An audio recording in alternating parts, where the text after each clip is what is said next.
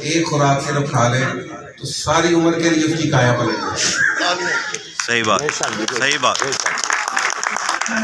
ضرورت صرف ایک چیز کی ہے کہ ہمارے ایک چیز جو میں آپ کو یہاں پہ کہنا چاہتا ہوں، مختصر سی بات، پھر میں آگے اپنی تفصیل سے بات بتاؤں گا کہ ایک میری آپ سب کا میں شاگرد ہوں، مجھے اتنا علم نہیں ہے جتنا آپ لوگوں کو ماشاء اللہ علم ہے۔ شاہ صاحب کو ہے کہ ہمارے عبدالجبار ناصر صاحب، عبدالجبار ناصر صاحب، آپ لوگ جو یہاں پہ نسخے سنتے ہیں نا، ان نسخوں کی اس طرح حکیم صاحب نے بتایا نا، مجھے آپ کا نام نہیں آتا، ڈاکٹر مظہر علی اظہر صاحب۔ ڈاکٹر مظہر صاحب نے کہا جی مجھے تو سمجھ آ گئی ہے، پچھلوں کو سمجھ نہیں آئی۔ یہ انہوں نے ایک جملہ ادھر بولا تھا کہ حکیم صاحب نے نسخہ بتایا کہ انہوں نے کہا مجھے سمجھ آ گئی ہے، پچھلوں کو سمجھ نہیں آئی، دوبارہ اونچی آواز میں بتایا۔ میں یہ کہتا ہوں ان کا یہ جملہ بالکل ٹھیک ہے کہ نسخہ جو ادھر بتایا گیا ہے نا، یہ نسخے سارے صحیح ہیں، غلط کوئی نہیں ہے ان میں سے۔ لیکن جس طرح ہم گھر میں آپ ساروں نے ماشاءاللہ سفید داڑھیوں والے میں ہیں، ساری عمر سے ہم دیکھتے آ رہے ہیں کہ ہماری والدہ، ہماری گھر والی، ہماری ہمشیرہ وہ کیا کرتی ہے، کچن میں جاتی ہے، گنا ہوا آٹا ہے اس کا پیڑا بناتی ہے، ہاتھ میں تھپ تھپاتی ہے اور روٹی پکا لیتی ہے۔ ہم میں سے کوئی بھی سفید داڑھی والا بھی یہ کر سکتا ہے؟ میرے بزرگوں آپ روٹی پکا لیں گے گھر میں؟ ساری عمر دیکھا نہیں ہے، دیکھا ہے نا، لیکن پکا نہیں سکتے کیونکہ ہم نے سیکھا نہیں۔ ہماری یہ چھوٹی چھوٹی بیٹیاں پکا لیں گی کیونکہ انہوں نے اپنی ماں کے ساتھ سیکھا ہے۔ تو اس طرح توقیر صاحب جو نسخہ بتاتے ہیں، یہ نسخہ ٹھیک ہے، نسخہ غلط نہیں ہے، لیکن جب تک آپ توقیر صاحب کے پاس جا کے اس کو ایک دو دفعہ خود ان کے ساتھ مل کے بنائیں گے نہیں نا، تو اس وقت تک آپ وہ نسخہ صحیح نہیں بنا سکتے۔ بہت خوب، بہت خوب۔ اس لیے میری یہ درخواست ہے، یہ نسخے سارے ٹھیک ہیں، نسخے غلط نہیں ہیں، سب نسخے ٹھیک ہیں، اس کو تھوڑا سا ٹائم دیں۔ اس کی مثال ہمارے ایک استاد تھے حکیم حبیب اللہ جگرانی صاحب، ان کو بھی ٹھڑک کا بڑا شوق ہے۔ وہ فرماتے تھے کہ ایک بچہ 14-15 سال کا ہو، اس وقت اس کو شعور آ جاتا ہے، سمجھ آ جاتی ہے۔ اس بچے کو شوق ہو کہ میں نے نا سائیکلوں کا کام سیکھنا ہے۔ اب سائیکل میں آپ کو پتا کوئی مشین نہیں ہے، کوئی ٹیکنیک نہیں ہے، مینول چیز ہے، ہر چیز اس کی مینول ہے۔ بچہ بھی کہے میں نے سیکھنا ہے، اس کی سیکھنے کی عمر بھی ہے، اس کے گھر والے بھی کہیں کہ بیٹا تجھے اور کوئی کام نہیں ہے، تو صبح جا سائیکلوں کا کام سیکھ اور شام کو آ، تم نے نہ گھر کا سودا لانا ہے نہ کوئی اور چیز لانی ہے۔ جس کاریگر کے پاس، استاد کے پاس اس کو بھرتی کرائیں، وہ بھی کہے کہ جی تم نے صرف یہ کام، میں نے تمہیں کام سکھانا ہے اور کوئی چیز نہیں تمہیں سکھانی، کوئی تم سے صفائیاں نہیں کرانی، کچھ نہیں کرانا، صرف تم نے کام سیکھنا ہے۔ تو وہ کہتے تھے ماحول بھی سازگار ہو، استاد بھی سکھانے والا ہو، گھر سے بھی کوئی پابندی نہ ہو، اور بچے کو خود بھی شوق ہو کہ میں نے یہ کام سیکھنا ہے۔ تو سائیکل کا کام سیکھنے کے لیے اس کو کتنے مہینے چاہیے؟ کوئی 6-8 مہینے لگ جائیں گے نا اس کو کام سیکھنے کے لیے، جس میں کوئی مشین نہیں ہے۔ وہ کہتے تھے کہ ہم نے انسان کا کاریگر بننا ہے جس کے سر کے بالوں سے لے کے پاؤں کے ناخنوں تک ہر چیز آٹومیٹک ہے، کوئی چیز مینول نہیں ہے۔ ہم نے اس آٹومیٹک مشین کا کاریگر بننا ہے۔ کیا بات، کیا بات۔ اس آٹومیٹک مشین کا ہم چاہتے ہیں کہ ہمارے بال سفید ہو جائیں، یہ کالے ہو جائیں گے۔ ہم چاہتے ہیں کہ جناب میں یہ باتیں سن رہا ہوں، میرا دل نہیں کر رہا، کان میرے کھلے ہوئے بند ہو جائیں، نہیں سن سکتے۔ ہم چاہتے ہیں کہ یار ہفتے میں ایک ہی دفعہ کھا لیا کریں، دن میں 2-3 دفعہ ہم کھاتے ہیں، ہو سکتا ہے۔ ہم چاہتے ہیں ہمارے پیٹ میں ہوا نہ بنی، یہ ہر چیز ہماری آٹومیٹک ہے، ہمارے ناخن نہ بڑھیں، ہم کو اپنی مرضی کی چیز نظر آئے، دوسری نہ نظر آئے، یہ چیزیں ممکن نہیں ہیں۔ اللہ تعالیٰ نے ہر چیز ہماری پاؤں کے ناخنوں سے لے کے سر کے بالوں تک ہر چیز آٹومیٹک ہے۔ ہم نے اس آٹومیٹک مشین کا کاریگر بننا ہے جس کی ابھی اندرونی چیزوں کا پتہ نہیں ہے۔ بزرگ کہتے ہیں کہ جس طرح یہ کائنات ہے، ایک چھوٹی کائنات انسان کے جسم کے اندر ہے جس کو ہم نے سیکھنا ہے، سمجھنا ہے، پڑھنا ہے۔ ابھی تک سائنسدان جو اتنی ریسرچ کر رہے ہیں، جن کے پاس اتنے زیادہ وسائل ہیں، وہ بھی اس تک نہیں پہنچے۔ پتہ چلتا ہے کہ ایک نئی چیز نکلے گی، چھوٹا سا ایک سیل ہے ہمارا جو بنیادی اکائی ہے ہمارے جسم کی، اب اس کے سیل کے آگے سے بھی پتہ چل گیا جی کہ یہ چھوٹے چھوٹے جو ہے نا ہماری یہ جو اب یہ کرتے ہیں ٹیسٹ وغیرہ کرتے ہیں تو ان میں سے بھی چیزیں ڈھونڈ لیتے ہیں. ہم نے اس چیز کا کاریگر بننا ہے تو ہم کو اس کو کتنا ٹائم دینا چاہیے. یہ فن سیکھتے سیکھتے جس طرح ابھی میں قاسم صاحب کے پاس بیٹھا تھا وہ کہتے ہیں کہ 50 سال ہو گئے مجھے جنگلوں کی خاک چھانتے ہوئے تو میں اب جا کے جو ہے نا کچھ نہ کچھ چیزوں کی سمجھ آئی.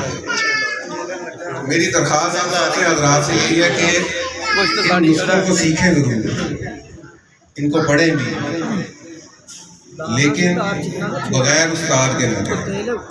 اور اس چیز کی میں تعریف کروں گا شاہ صاحب کی, عبدالجبار صاحب کی, کہ انہوں نے اس مشن کو اٹھایا ہے. یہ جو ورکشاپ ہم یہ کرتے ہیں یہ میں چاہتا ہوں کہ یہ جو 2-3 مہینے بعد ایک ورکشاپ ہوتی ہے یہ ہر ماہ ہونی چاہیے, یہ ہر ماہ ہونی چاہیے.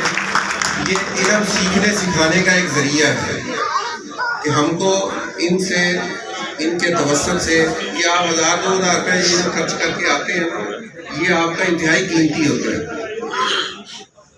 یہ 1000-2000 کی کوئی قیمت نہیں ہے جو چیزیں آپ کو یہاں سے مل جاتی ہیں.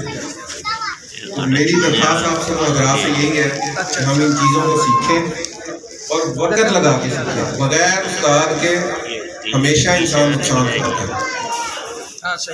باقی نیشنل کونسل فار طب آپ کا ادارہ ہے.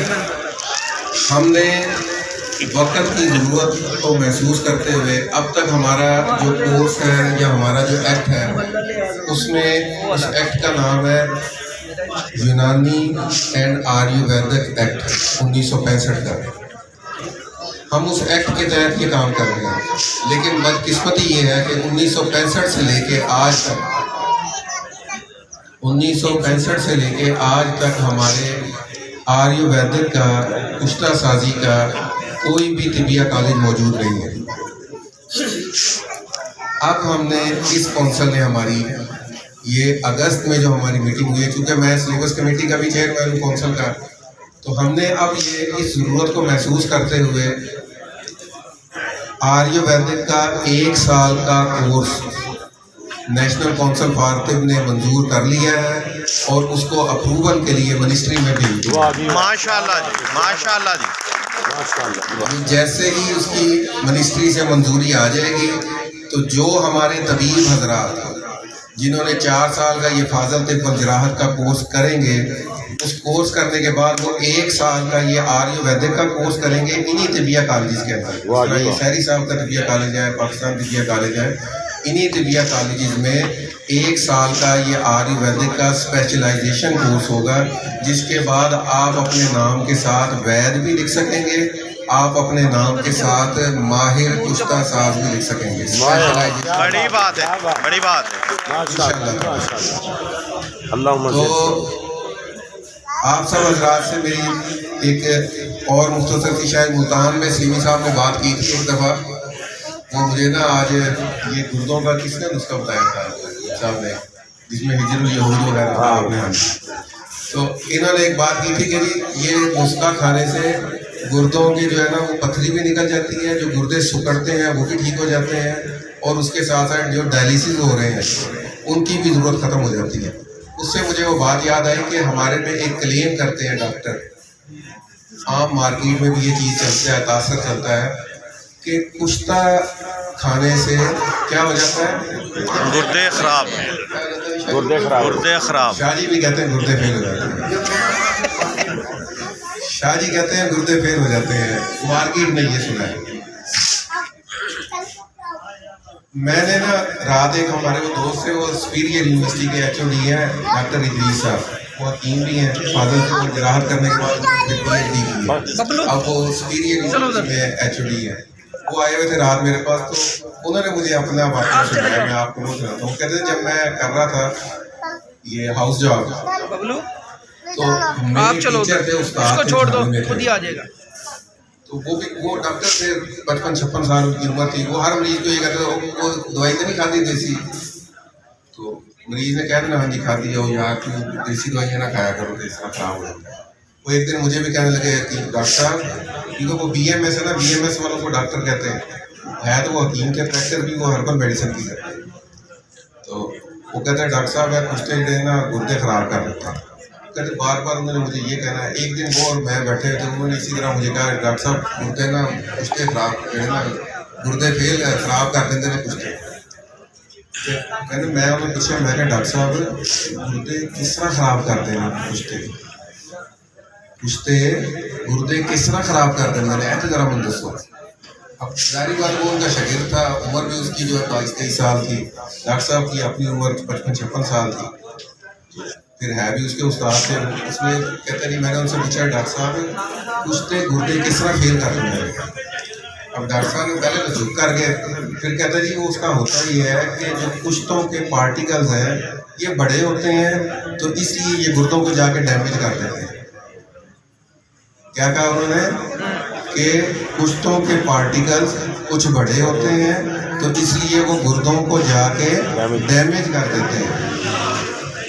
कहते जी मैंने आगे से उनको कहा कि डॉक्टर साहब अगर उनके पार्टिकल्स बड़े होते हैं तो वो गुर्दों तक पहुंचते कैसे हैं, क्योंकि वो जब फिल्टर होगा तो वो फिल्ट्रेशन होने के बाद वो गुर्दों तक तो पहुंचेगा ही नहीं, वो ब्लड में ही नहीं शामिल होगा। ब्लड में तो उस चीज़ ने शामिल होना है जिसकी इंजज़ाब की कैफियत जिसमें मौजूद है, जो जज़ब होने के काबिल है। जिसका पार्टिकल बड़ा होगा वो जज़ब होने के काबिल ही नहीं है, तो जब जिगर ने उसके ऊपर मेटाबॉलिज्म का अमल करना है तो जिगर ने उसको आगे जाने ही नहीं देना, उसने उसको उधर से वापस बैक भेज देना है। जबरदस्त जबरदस्त जबरदस्त। तो कहता जी वो डॉक्टर साहब आगे तो कहते यार है गल तो असीं कदी सोची नहीं, सोचना ही नहीं ਇਹ ਗੱਲ ਤੇ ਅਸੀਂ ਕਦੀ ਸੋਚੀ ਨਹੀਂ ਕਿ ਜੇ ਉਹਦੇ ਪਾਰਟੀਕਲਸ ਵੱਡੇ ਹੁੰਦੇ ਨੇ ਤੇ ਫਿਰ ਉਹ ਅੱਗੇ किस तरह चले जाते हैं। तो कुश्तों से गुर्दे फेल कैसे होते हैं? आप मानते हैं कुश्तों से गुर्दे फेल होते हैं? मैं मानता हूँ कुश्तों से गुर्दे फेल होते हैं। अगर कच्चा रहे कुश्तों